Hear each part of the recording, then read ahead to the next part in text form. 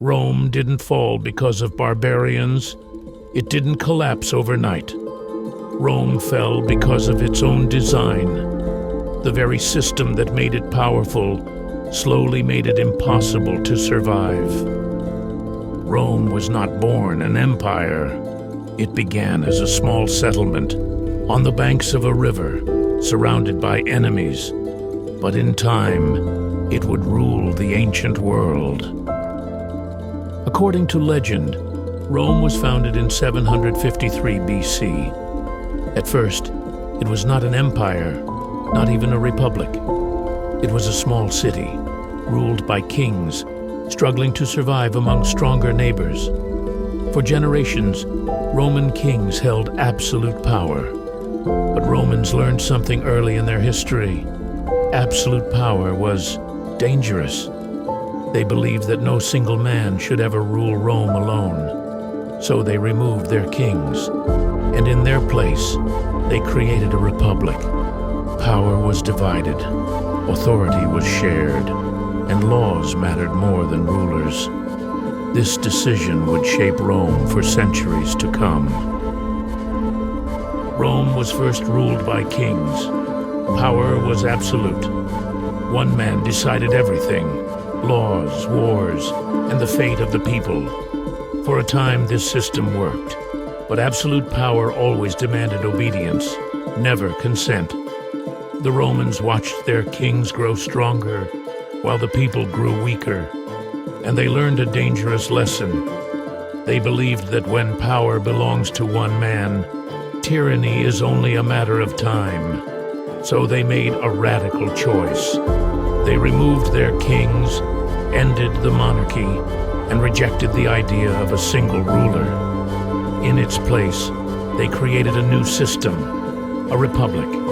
In Rome, power would be divided, authority would be shared, laws would stand above men, and never again would one man rule alone.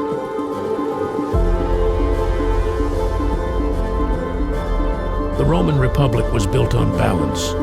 Power was divided. No single man ruled alone. At first, the system worked. Rome expanded carefully. Its armies were loyal to the state, not to individuals. Victories brought land. Land brought wealth, and wealth brought influence. But as Rome grew larger, its republic grew weaker. Power shifted quietly, not toward kings, but toward generals. The republic was winning the world, but losing control of itself.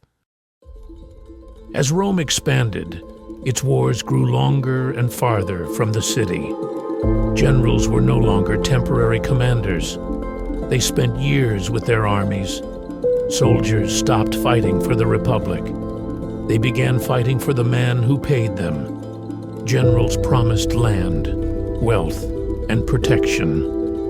Loyalty slowly shifted, not to the Senate, not to the laws, but to powerful individuals.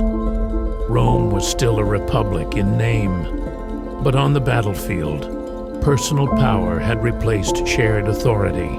By the 1st century BC, the Roman Republic was beginning to break apart.